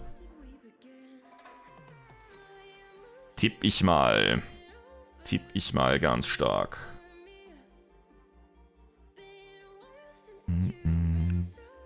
Die alten Zonen nicht erneuert werden, das finde ich auch schade. Kann man schon vorher bestellen? Leider nicht. Woher bekommen die Game Time überhaupt, die du verlost? Mach ich gleich, jetzt chill mal. Chille eher. Also die Talent Trees sind echt cool. Ich frage mich halt, was das halt extra ist. Muss ich das extra skillen oder habe ich das einfach halt quasi? Oder warum ist das halt extra irgendwie außen? Ja, das ist Convoke, ja.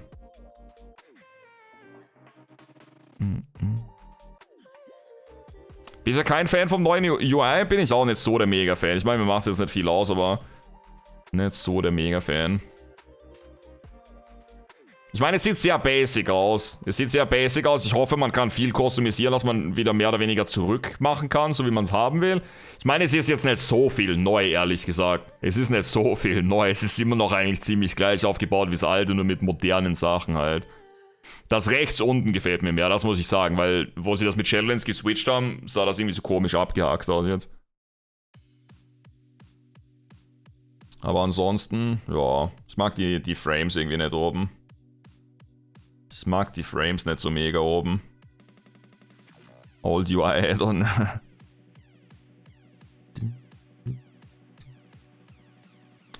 Interesting. Man kann es ja komplett customisieren, wie du willst, oder was sie gesagt haben. Es ist ein Skilltree für Klasse und ein für Spec. Genau, einer für Klasse, einer für Spec halt.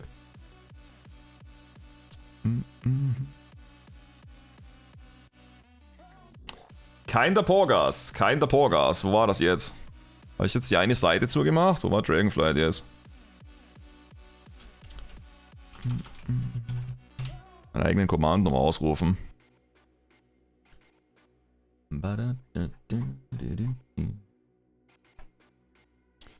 Zusätzliche Features. Neue Höchststufe, wissen wir eh, neuer Schlachtzug. Betretet das uralte Gefängnis der Inkarnation der Urzeit, bevor ihr bösartige Macht gegen die Drachenaspekte entfesselt werden kann, okay? Ein scheiß Drache, mit dem bloß die ganze Zeit herumfliegt. Weißt du, Pala wird auch seinen Glockenschlag behalten. Maybe, kann gut sein. Ich bin gespannt, was sie bei den Klassen machen dann. Soll ich 2 offen? Achso, ich hätte das einfach zumachen können. Okay, I'm stupid, ja, true. Neue Dungeons in den Kampf und die Rückeroberung von Neltaros, der Festung des schwarzen Drachenschwarms, erforscht bisher verborgene Bereiche von Uldaman. What? Verteidigt die Lebensbecken des roten Drachen. What the fuck? Erforscht die verborgenen Bereiche von Uldaman. What the heck? Das hört sich kein der Pogas an. Das hört sich actually kein der Pogas an. Rückeroberung von Neltarus. Der Bruthort von Neltarion, oder wie?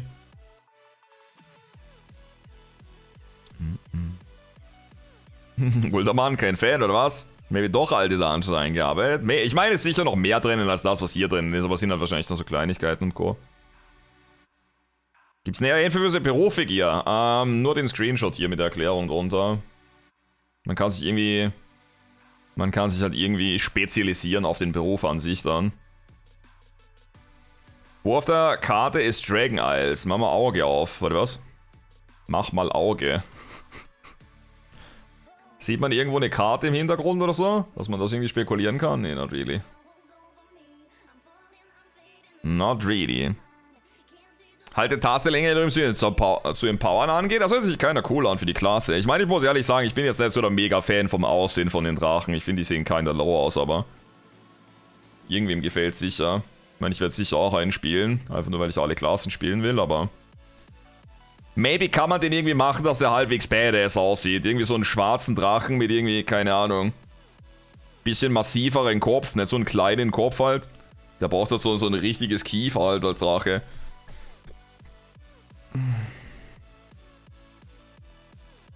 Neues Let's Play, ja. War nur noch Nebel, ja. Sieht super aus, ja. Giga-Chat, der braucht ein richtiges Kiefer halt, der Drache. Ich meine, der schwarze Drache zum Beispiel hier sieht ein bisschen besser aus, außer die orangen Klamotten passen nicht so dazu.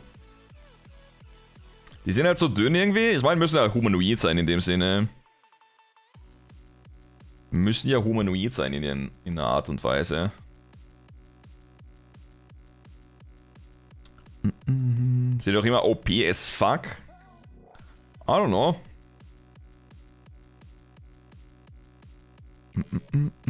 Wollt ihr die Karte posten? Die Karte posten. Was ist mein MMO?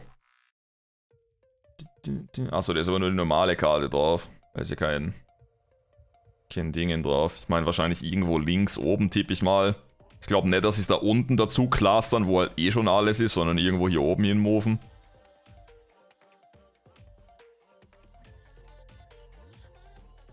Broken Isles? Ne, Broken Isles ist verehrte Küste. Beachen.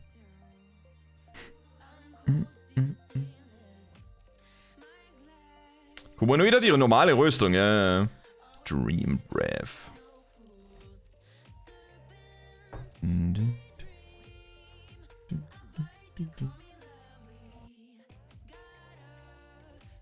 Ich meine, das mit dem Drachen kostumisieren ist ganz witzig, aber was Ähnliches hatten sie auch mit Shadowlands gesagt, mit den Covenant Mounts, dass man die irgendwie kostumisieren kann, und das kam dann auch nicht. Na gut, ich denke, hier haben sie es ja schon mehr gezeigt, also da wird es sicher implementiert sein. Dann am ersten würde ich den roten Drachen nehmen und dem dann irgendwie so einen mega Kiefer geben, irgendwie Spikes überall raus halt. Eine schwarze Rüstung, eine schwarz-goldene. Die Drachen oben sind eine Klasse und eine Rasse.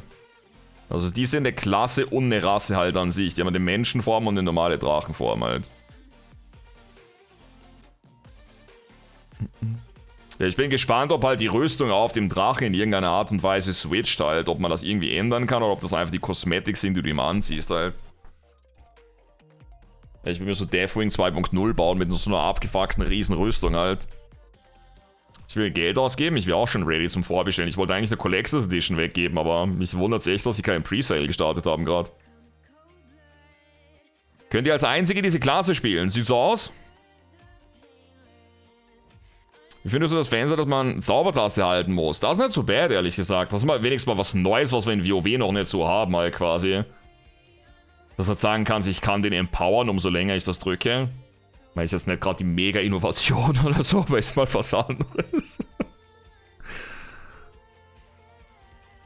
Dass die neue Customization für alle Rassen geteasert haben. Können jetzt Läufe haben. Na, ich glaube, da ist nur das eine gemeint, was wir vorher gesehen haben. Für die hier. Meine SLEs, keine Ahnung, gibt noch keinen. Ich hätte auch 100% im Presale gerechnet halt. Wundert mich. Ist gar nicht so Blizzard-like, irgendwie kein Presale zu starten hier. Die Zentauren, ein neues Aussehen, Alter. Holy shit. Die Gebiete sehen schon geil aus irgendwo. Die Gebiete sehen schon sick aus, du.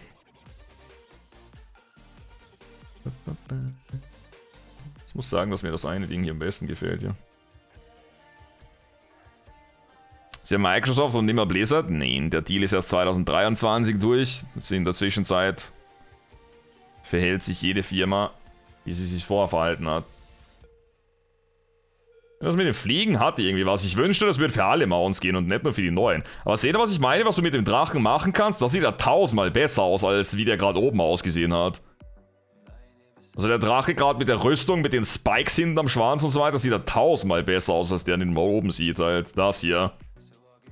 Das sieht ja 1000-mal besser aus. Als der hier.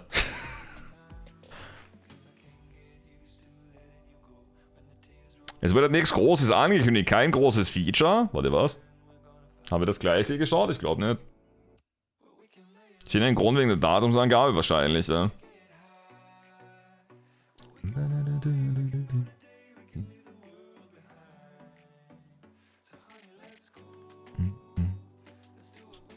Wir sind so bestimmt zuerst gegen True.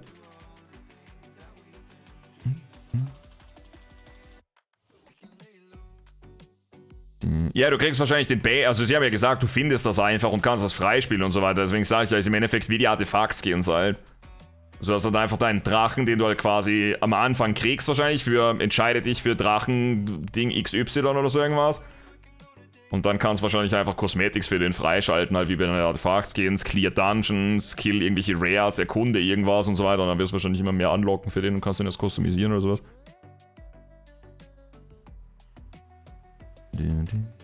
Ja, WOTLK wissen wir ja schon, weil da kommt ja in Kürze SWP-Patch und die Patches hielten alle so 4 bis 6 Monate und danach werden sie halt gleich weiterballern.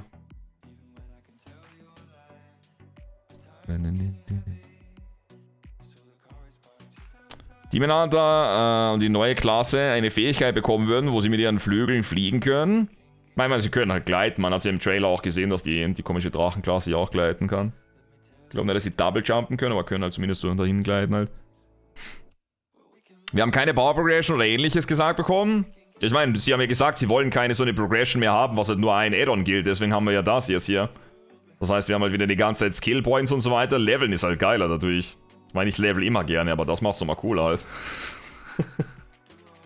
Wie gesagt, ich würde mir immer noch wünschen, eine Kombination aus beiden Talent-Trees, aber das ist mehr oder weniger beides in einem, weil du hast halt einfach die Big-Dinger, was mittendrin freischaltest halt. Aber ich bin halt gespannt, was für eine Specs du bauen kannst damit. Wem schwört ihr Treue? Green Dragonflight? Was für Green Dragonflight? What the fuck? Dem schwarzen? Oder dem roten?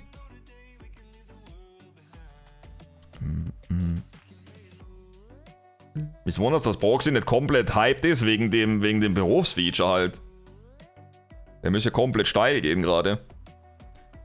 Mein Wechsel aus Schnappert und gehen sie aus überhört, ey, Mann.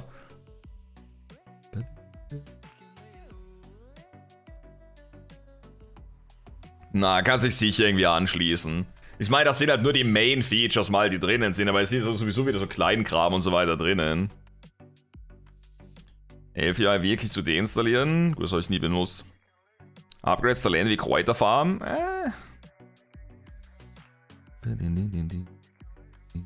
Erstmal einen Namen für Schatzen sichern. What the fuck, Jona? RP Goldmay ist halt nicht zeitgetreu mit Auftrag stellen und dann erstmal ein paar Stunden warten, bis ein Schmied angekrochen kommt. Ja, ich meine, wenn halt einfach der Omega-Schmied bist, außerdem kannst du dann hergehen und mir sagen, ich soll dir das und das herstellen und kannst mir direkt den Auftrag stellen und dann kann ich es einfach herstellen, ohne dass ich halt irgendwie nachdenken muss, bevor ich dir wieder die falschen Items schicke. Sie hat gesagt, es gibt keinen Dungeon Browser.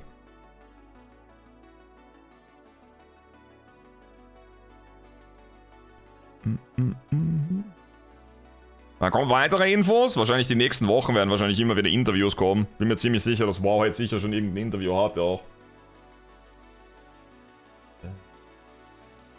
Ziemlich sicher, dass sie auch schon irgendwas hatten. Revamp wird nice, glaube ich auch. Ich bin halt auch gespannt, was sie bei dem Crafting berufen, weil das mit dem Crafter Gear hört sich halt auch cool an. Wo du Bergbau-Gear anhast und so weiter, das hört sich schon geil an. Das Berufsgear, das hört sich richtig geil an. Da bin ich halt echt gespannt, was sie mit Archäologie und so weiter machen gerade. Gerade für alte Rezepte ist das Bock, das stimmt, ja. So alten Stuff herstellen willst. Wann rechne ich damit? Also, ich hätte ehrlich gesagt getippt auf Dezember 2022 oder Early 2023. Ich meine, wir kriegen noch Season 4 in dem Add-on und Season 4, wenn sie gleich lang läuft wie die anderen Seasons und wenn sie gut vorankommen in der Entwicklung, dann tippe ich mal, dass es so ausgeht Ende des Jahres. Aber es scheint so, als wären sie ein bisschen unsicher mit dem Release, weil sonst hätten sie jetzt schon Pre-Sale gestartet halt. Na, never Sommer 2023. Sommer 2023 tippe ich nie im Leben halt. Oder glaubst du, dass wir wieder wie bei Mists of Pandaria oder WOTLK am Ende halt so einen 300-Tage-Patch kriegen dann? Sommer 2027. Die Marke steigt? Steigt? Jo. Ich muss doch meinen Classic Char weiterleveln für WOTLK, Alter. Holy shit. Denke ich schon. Ich weiß nicht, ich meine, das ist immer schwer zu sagen von dem Stuff, den du hier siehst, weil das ist ja natürlich ausgewählt und ist ja nicht ein Fehlertest und Co. da, aber sieht jetzt nicht so bad aus, ehrlich gesagt. Sieht weiter aus von dem, was wir sehen, als zum Beispiel Legion damals war, aber bei Legion hat ja komplett Sura mal gar nicht funktioniert, war nicht mal fertig am Anfang.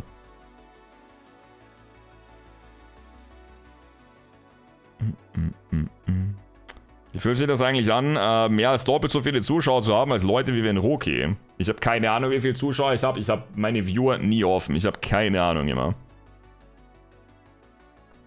Wie viel steht? Ja, das haben wir schon gesehen. Das haben wir gerade vorher schon geschaut, halt, die Customisierungen hier. Ich meine, das ist nicht so meins, halt. I don't know. Das hat einfach Standard Human mit Hörnern drauf oder Standard Blutelf mit Hörnern drauf. Das ist jetzt nicht so meins. Ich meine, die Frisur, also die Frisur ist geil mit den Dreadlocks, mit dem Schwarzliedern, das sieht cool aus, aber einfach Blutelf mit Hörnern halt und Schuppen, I don't know. Finde ich jetzt nicht so geil. Die Augen sind kein der Pogas.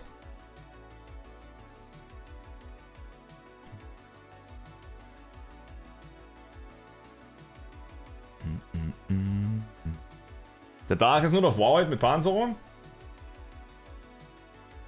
Ja, okay, jetzt gehen die Blue Posts raus, wie wahnsinnig, oder was? Oder was? Achso, das ist nevermind, das ist aus dem Trailer halt. Ja, genau, der, seht ihr? Der hat gleich so ein massiveres Kiefer, der sieht da gleich 1000-mal besser aus. Der sieht da gleich 1000-mal besser aus. Was hat der für eine Mate hinten? Vorne Business, hinten Party, Alter. Let's go. Da ist ein richtiger Giga-Chat-Drache dann. Die Rüstung macht es halt auch 1000-mal besser. Tabaluga und Smaug für die neue Klasse als Name gesaved. Hey, Mann. Fucking Tabaluga. Was ist das? Ich brauch das. Da, die Crafting-Dinger sind halt richtig geil. Also, no joke, das Crafting-Equipment ist richtig sick. Ich bin so gespannt, was das halt für... Ich bin so gespannt, was es halt für Effixe gibt halt. Ob das auch für die alte Welt ist oder ob das nur neuer Stuff schlussendlich ist. Tu nicht neben Kerze. Also mit den Berufen bin ich wirklich hyped. Das sieht Pogas aus.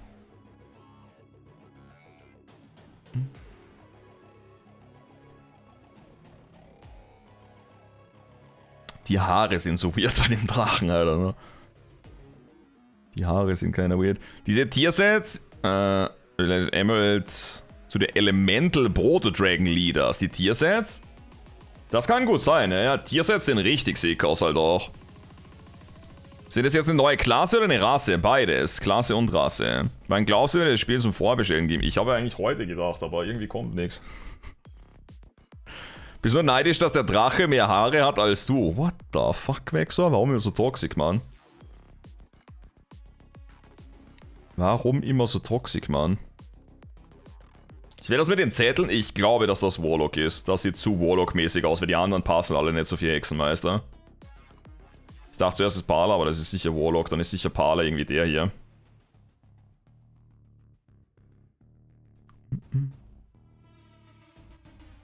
Ob die neue Rasse auch andere Klassen spielen kann? Maybe. Ohne Release-Datum wird wahrscheinlich noch nichts kommen, aber sollen sich Zeit lassen, sobald es kaufbar ist. Habe ich es. Ja, same. sobald es kaufbar ist, habe ich dir Triple Collectors Edition mit Bonuszusatz ohne Ende. Das sind die neuen T-Sets anscheinend, ja, haben sie gepostet, halt Artworks zumindest davon. Wer im neuen Addon der Gegner sein wird, wahrscheinlich Galakrond oder so irgendwas, irgendein Hype-Gegner, werden sie sicher haben halt. Warum genau wollen alle unbedingt vorbestellen? Dann ist irgendein Vorteil, aus in ein halbes Jahr die Vorkasse zu gehen. Nicht wirklich. Ist einfach nur der Hype halt. Ich meine, wenn das meine Firma wäre, ist das Marketing. Jetzt sind die Leute hyped. Auf dem YouTube-Channel haben, glaube ich, 300.000 Leute vorher reingeschaut. Ich meine, wenn dann ein Presale startet, geht es halt gleich steil, wie wahnsinnig. Aber ich tippe mal, sie trauen sich kein Presale starten, weil sie wahrscheinlich kein fixen Ding haben, wo sie es halt releasen können.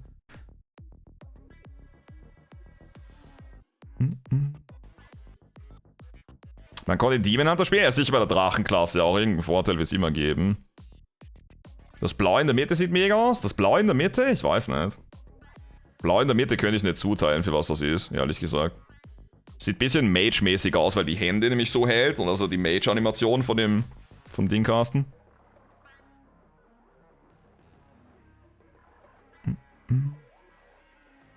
Mage, ja, safe Mage. Links ist, ich glaube, dass links Schamane ist und rechts ist Hunter, weil dieser Kopf, Skelettkopf immer Hunter. Na, Rogue ist sicher eher hier. Also der linke. Das ist sicher Rogue. Weil momentan alle reduziert ist im Shop, maybe. Wollten die nicht noch ein Handyspiel vorstellen? Das Handyspiel wird anscheinend nächsten Monat angekündigt. Ich bin gespannt, was das ist. Ich meine, ich bin jetzt kein Handy-Game, aber maybe ist es interessant. Rechts ja auch Schamane sein könnte? Maybe. Schwer zu sagen halt. Ich glaube, dass das in der Mitte Paladin ist. Das hier ist Vari, das ist Mönch. Das Schurke, das Druide, das Schamane. Ist jetzt in der Rüstung sortiert? Eher weniger, weil wenn das nicht Druide ist, dann weiß ich nicht weiter. Und das hier ganz rechts ist 100% Demon Hunter. Das muss Demon Hunter sein.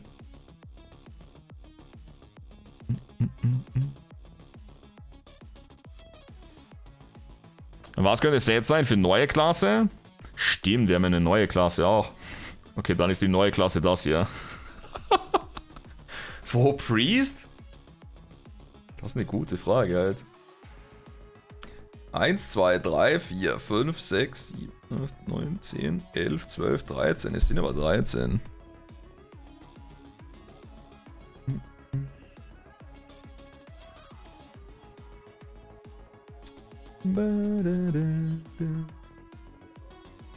Das ist Rogue, das ist Druid, das ist Schamane, das ist Monk, das ist Pali, das ist Vari, das ist DK, das ist Lock, das ist DH, das ist Mage, das ist Hunter. DK ist blau.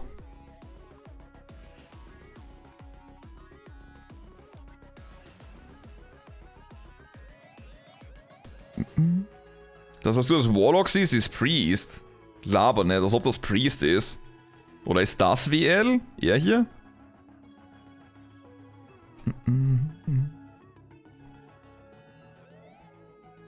Und Shjami ist blau mit Federn. Das hier ist nicht Shjami, das ist safe nicht Shjami mit der Kapuze. Ey, Mann. Die kennen nicht eher das blaue Link, ich überlege auch gerade. Entweder ist die neue Klasse das hier oder das hier. Also DK oder die neue Klasse, eins von beiden halt. Die wir beim Paladin. Ich weiß, es könnte Warlock auch sein, weil alles so angesenkt ist, aber dann wird das ein bisschen Abfuck für Dinge. Ja gut, dann ist das halt. Dann ist das hier Priest und das hier Lock. Und dann ist eins von beiden. Ich glaube immer noch eher, dass das DK ist. Ich glaube, du legst bei fast allem falsch. Jojo, das markiere ich mir. Ich gönne mir den nächsten Hoden von dir. Warte, ich sage, das ist Evoker oder wie die neue Klasse heißt. Und das ist DK. Ich kopiere mir das jetzt, kopiere mir deinen Kommentar und sobald es dann released wird, dann schauen wir dann. Warte, ich brauche das. Ich gönne mir noch einen Hoden von Dolphix. Ich brauche deinen Kommentar auch. Damit nichts abstreiten kannst. Alles klar, aber alles gesaved.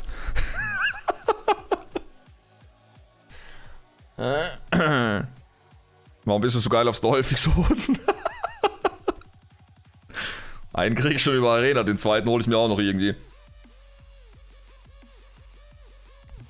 Dolphix, der Oinu. Ey, Mann. Announcement ist cool. Bisschen schade, dass kein Revamp ist, aber... Schau mal. Schau mal. God fucking damn it. Wenn Palas jetzt so einen eingedrückten Kopf bekommt, bin ich raus, wenn ich schon keinen Schaden mache, weil ich bin die geilsten Teamhawk. What the fuck? Ich meine, kommt drauf an, was hier Farben da gibt. Da gibt es dann wieder 4 oder 5 verschiedene Farben. Ich hoffe, dass sie diesmal Mythic Bloß Farbe mit hinzufügen auch. Wir haben die End-Progression-Systeme gefehlt.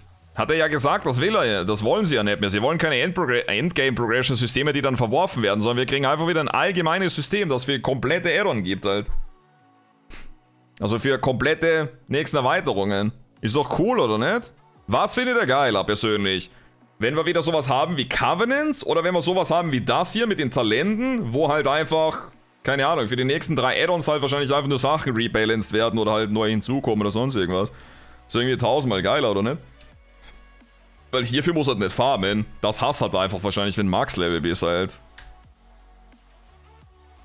Gehe ich mal stark davon aus. Ich denke nicht, dass ich hierfür farmen muss. Das ist halt sicher einfach nur Level 60 sein. Oder Level 70 halt, oder was neue Level war.